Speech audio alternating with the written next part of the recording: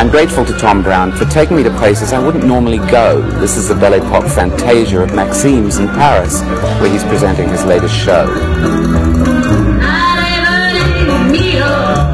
How much influence was this Belle Epoque paradise of Maxime? Very influential. I think you see it in the collection. There's almost sort of a vaudevillian aspect to it.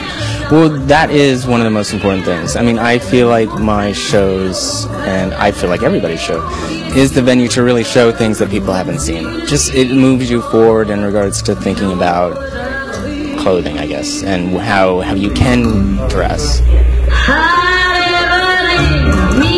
What does an Italian menswear expert make of a show like that?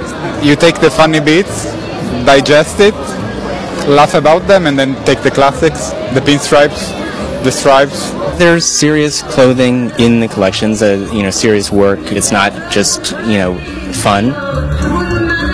The woven tank tops, which were really, that was where the flapper dresses came from. It was actually taking a knit tank top and doing it actually interwoven fabric, so that was a big part of the collection. You either like it or detest it. I mean, your priority with something like this isn't to offer people clothes that they'll take into their everyday life. Really are trying to provoke a reaction. Definitely try to provoke a reaction. Whatever stands out most will get the most buzz.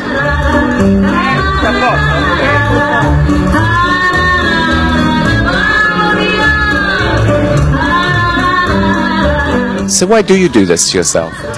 It's fun. Putting things in front of people that really I think they maybe raise their eyebrows to and laugh about, and some love, some not so love, and I don't know, I have a really good time doing it.